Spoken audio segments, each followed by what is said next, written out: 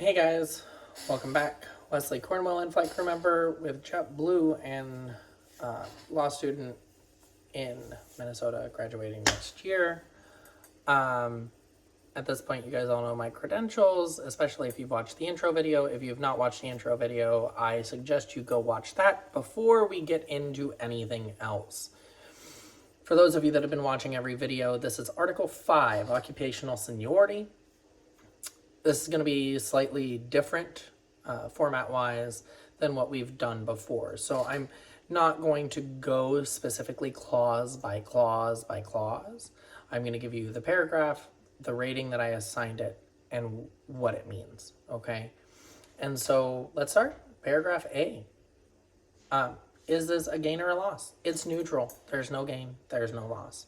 It establishes the seniority-based system that we already operate under as the only basis for anything else, including furloughing. Paragraph B is also neutral. It just states that seniority starts accruing on the first day of orientation, but is not effective until completion of your IOE.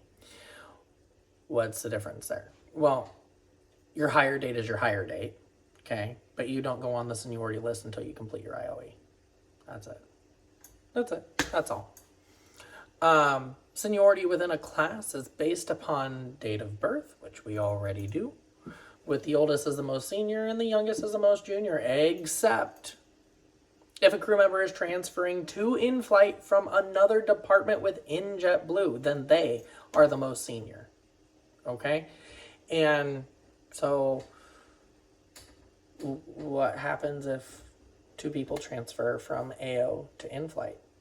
Well, I would assume, and I'm saying assume because it's not necessarily specified, I would assume that they would be in seniority order, right? So if one AO has been here for 5 years and the other one has been here for 2 years and they both transfer in, then the one that's been here for 5 years would be more senior than the one that was here for 2, right? That just makes sense. But as we know, JetBlue does not always operate on common sense, so we'll see. Just know that an internal transfer is going to be the most senior person in the class when compared to external hires. All right? Seniority is based on graduating class start date. Okay? So if you start training and then you leave training and then you come back, you don't get your seniority from the first class. You get it from the second class. Okay? And dual classes, so sometimes we run AM, PM, or A, B, whatever. Dual classes, when it comes to seniority, they'll be considered one class, one giant roster, and that's how seniority will be determined, not within each A and B period.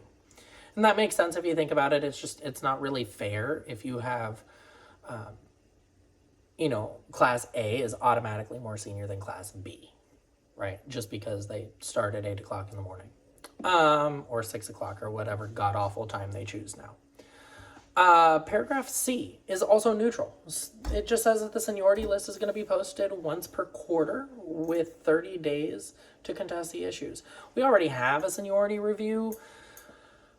I'm not entirely sure if it's twice a year or 4 times a year, but I know we have a seniority review, and you can view the seniority list on Comply 365 as well as in Flicka. So it's neutral. It just means we get to keep looking at the list whenever we want, but we can contest issues every quarter.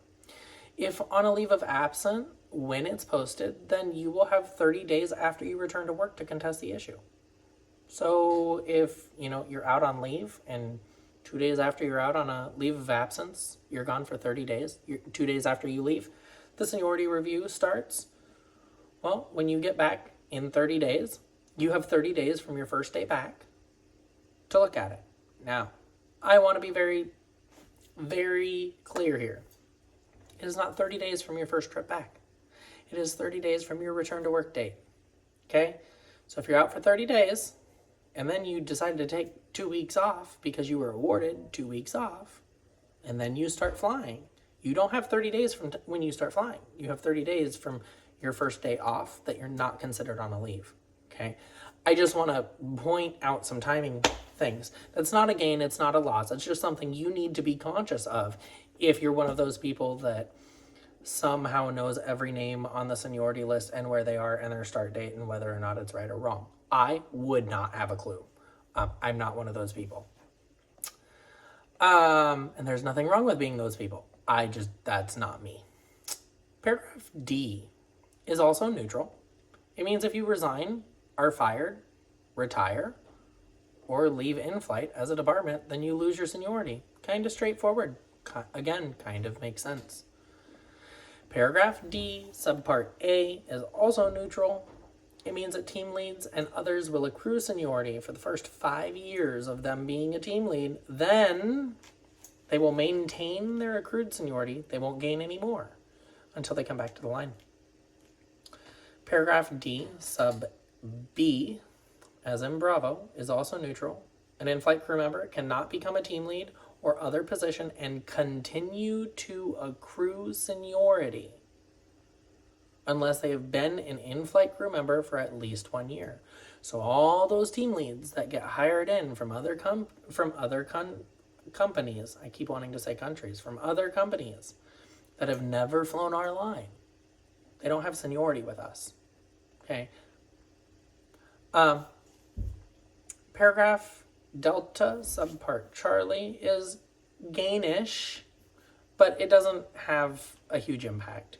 It just says that any current leadership that is on the seniority list will keep their current seniority until the contract expires. Then they lose it completely. And so for the next 5 years, they keep their seniority, and then they lose it. And then it's over. That's it. They're done.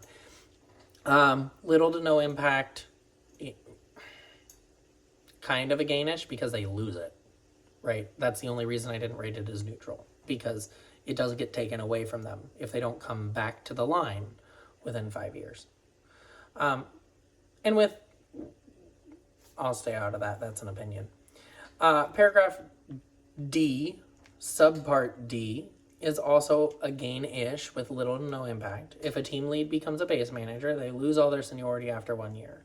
So if Jeff decided to retire, or a day decided to retire, sorry, I'm Boston-based, I know my leadership, not everybody else's, and a team lead that has seniority decides to take over for Jeff or a day, once they held that position for 1 year, they would lose all their seniority.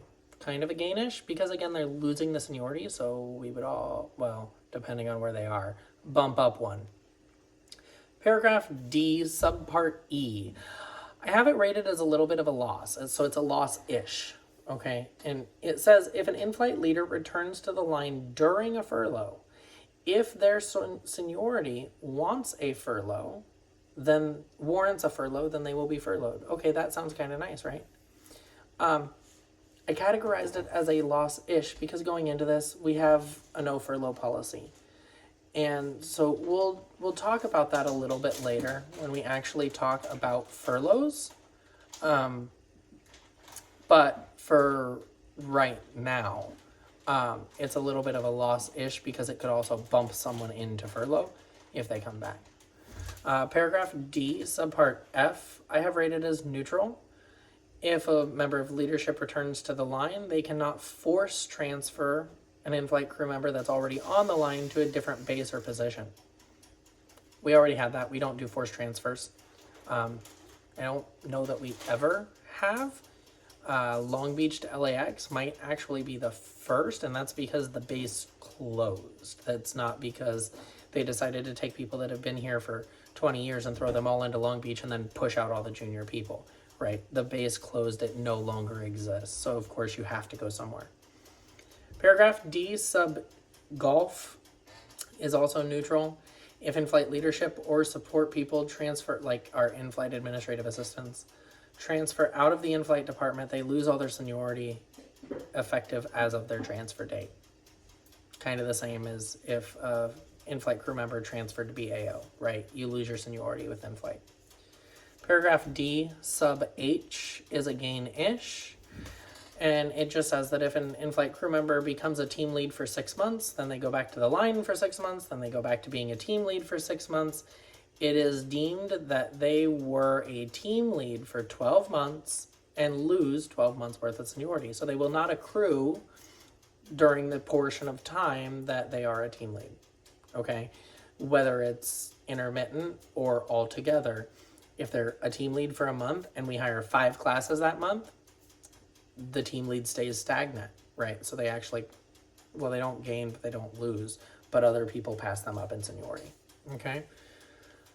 Paragraph E as an echo is also neutral. It is just mentioning separating those gaining from seniority from those that are frozen in seniority. This is similar to the 9,000 number code on the current seniority list. Okay, so there's some people that continue to accrue and gain seniority, those of us that are flying. And then there's others that are just kind of frozen in time because they're doing stuff with leadership. Same thing. Now, letter of agreement number 3 already amends this seniority provision, okay? And what it says is it requires JetBlue to provide a list of individuals in management or other non-flying roles who are currently crew qualified, who will retain their seniority for the various times that are specified in this article. And so, you know, for those team leads that are going to retain their seniority for 5 years, we need to know who they are so that we know they're okay to be on the seniority list. No real effect with this letter of agreement or amendment, but it does amend this provision to force JetBlue to provide a list of everybody so that they can't come back a year from now and go, oh yeah, we forgot to include this person. That can't happen.